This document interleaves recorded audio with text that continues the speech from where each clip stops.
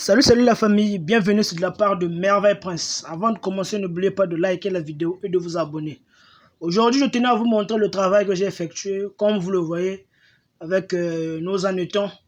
Donc, j'ai lancé notre procédure habituelle qui nous permet d'avoir les géniteurs avec les écorces de coco. Avant d'entrer dans le vif du sujet, la famille, je tenais à vous informer, pour ceux qui n'ont pas encore le livre, en tout cas, le troisième livre est vraiment essentiel. Le troisième livre est vraiment utile. Ce troisième livre est disponible.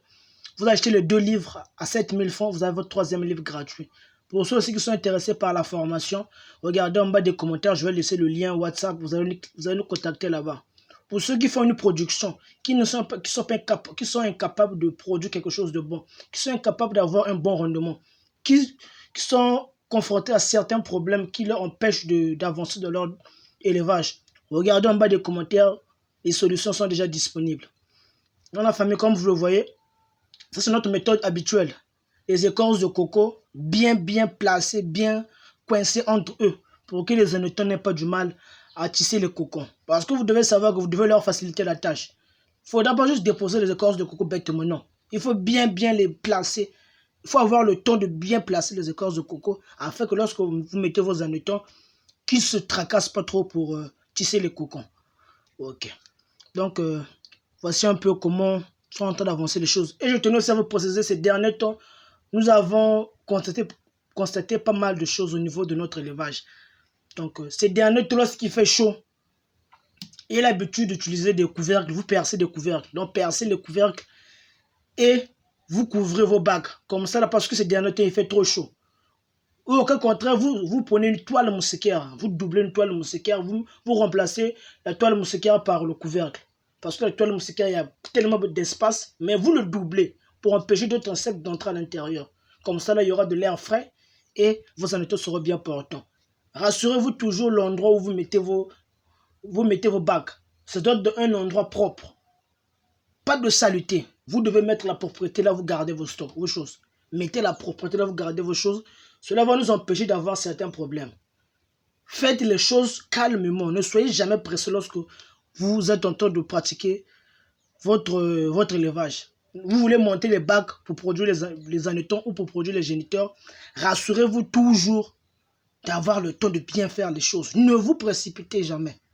Ici, la moindre erreur coûte cash. Vous perdez. Donc la famille, voici un peu. Voici les anneutons qu'on est en train de placer là. Donc ils sont déjà en train de chercher leur coin. Chacun trouve déjà son coin pour commencer son processus, pour s'enrouler, afin qu'on puisse venir récupérer les géniteurs. Donc voilà, voici un peu ça la famille. Donc voici un peu. Donc j'insiste. Le troisième livre, pour ceux qui sont dans l'élevage des anneutons, ce troisième livre est vraiment essentiel. Si vous voulez aller loin dans l'élevage, si vous n'avez pas ces trois livres, en tout cas vraiment la famille, vous allez tourner un peu en rond. Parce que ces trois livres vraiment sont un support qui va vous propulser loin. Ces trois livres vraiment vont vous propulser très loin. Parce que le contenu qu'ils renferment à l'intérieur est vraiment exceptionnel.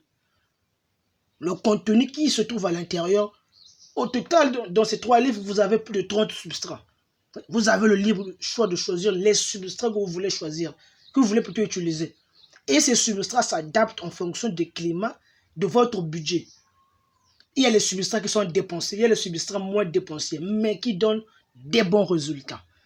Donc voilà pourquoi on a tenu à rassembler toute cette connaissance à l'intérieur de ces bouquins pour que chacun puisse avoir le choix en fonction de ses moyens, de l'endroit où il se trouve, qu'il puisse pratiquer son élevage calmement sans problème.